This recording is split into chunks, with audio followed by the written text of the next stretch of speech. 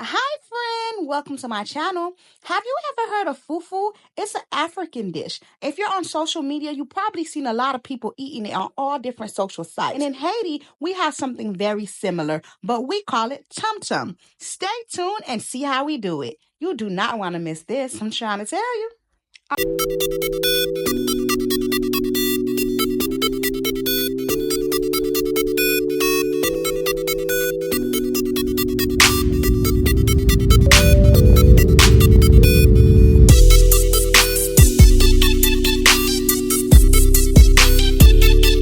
All right, let's jump right into it. So the first thing we're going to do is prepare our sanitizing mixture so that we can clean our meat. We put 1 cup of white distilled vinegar, a half cup of lemon lime juice, and I'm going to use 2 fresh limes. This is the best way to cut your limes so that you could make sure you get all the juices from them. It's just going to be easier to juice them, okay? Then I'm going to show you guys the meat that I'm using. I'm using some pig feet, oxtails, and crabs. You could use whatever kind of meat you want. You can use beef, you can use goat, but you cannot use chicken. It's not typically something that is done. I mean, at the end of the day, it's your food. If you want to use it, you can use it, but it's not traditional. Okay? All right, then we're going to go ahead. We're going to clean our pig feet.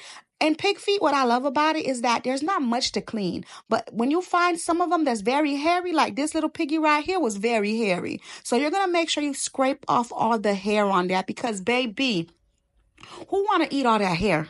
Not me, said this little piggy. So we're going to go ahead. We're going to put that in the sanitizing mixture, and we're going to just go ahead and we're going to look over all of them. And this is the oxtails that we're going to be using. So the first thing I'm going to do is clean my oxtails. My oxtails have a lot of fat and excess skin. So we're basically going to circumcise the oxtails, okay? That's the best way like I could explain it. And it's optional. Just like, some people like they stuff circumcised, some people don't, baby. It's all about preferences. It's all about what you like, baby. That's your business. But if you're making this is a Haitian dish, I would suggest that you clean it the Haitian way because we will always remove this. But baby, it's up to you. If you like it, if you like it, I love it. Okay. I'm gonna take my knife, put it up underneath that grease, and I'm gonna go ahead and I'm gonna cut the fat right off, trimming the whole area of the oxtails. And this is how it look once we're done. And we're just gonna go ahead and continue to do that to all of them. Now, this is our crabs.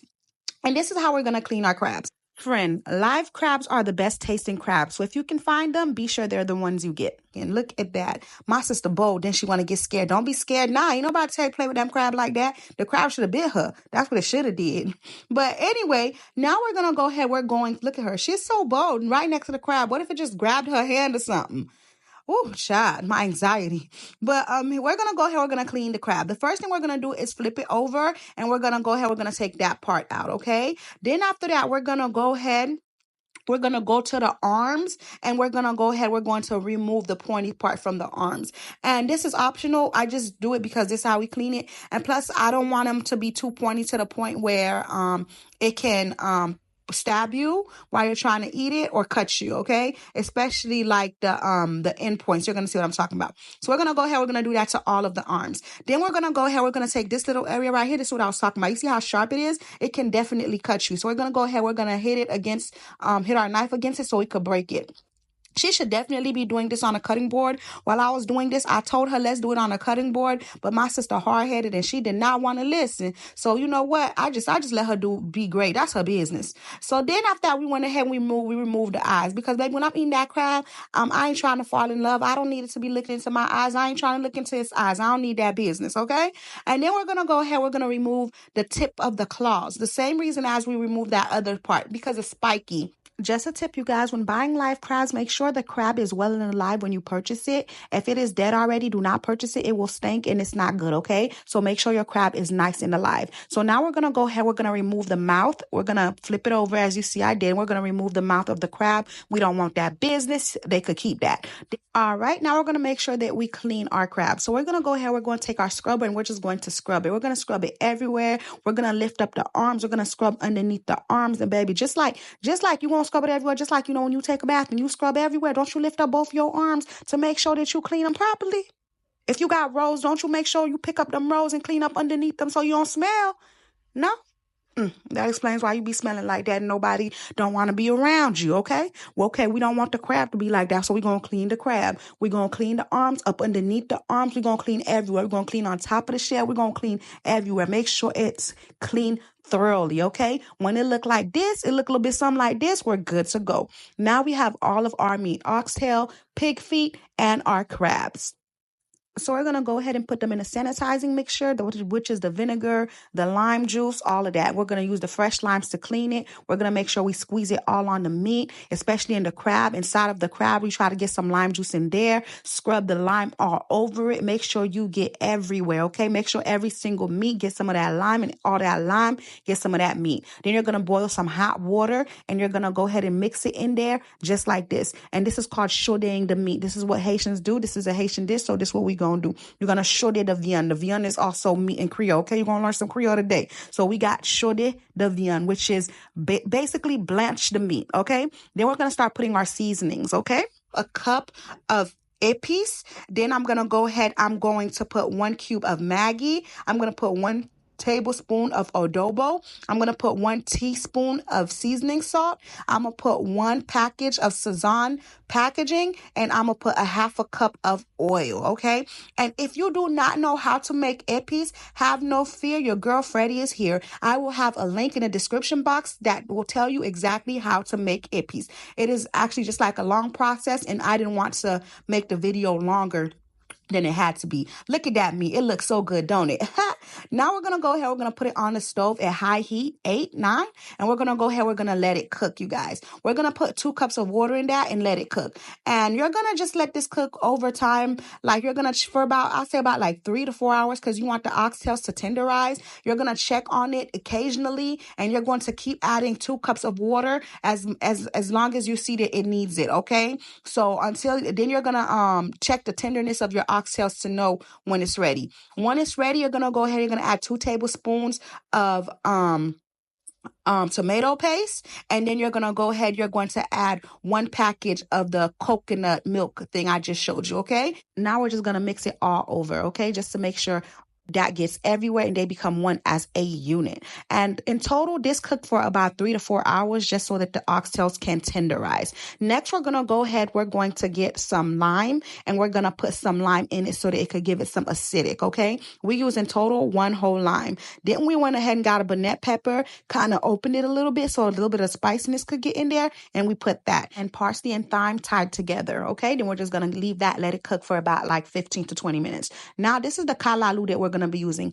Kalalu is how we say it in Creole, and some people also call it gumbo in Creole, depending on where you're from. And English is okra, okay? So this is okra, and we're just going to clean it by removing the tip and the bottom piece. Now we're going to go ahead, we're going to season it. We're going to put 2 tablespoons of épices, and we're going to put 1 cube of Maggie chicken flavored bouillon, and we're going to put about 3 cups of water. Then we went ahead and we let that boil for about 15 to 20 minutes until the kalalu, which is the gumbo, is nice and cooked. Then we put it in a blender and we blend it. Once we're done blending it, we're going to go ahead, we're going to put it in the meat mixture, okay? And we're going to mix it all together and let it become one as a unit. The sauce is supposed to be kind of slimy like that, because if you ever had okra, you know okra kind of slimy, so that's what it's supposed to do, so for you to eat the tum-tum with, okay? So we're just gonna mix it all together. Once you've done this, it's just about done. You could let it cook for about 5 to 10 minutes just so everything could incorporate with each other,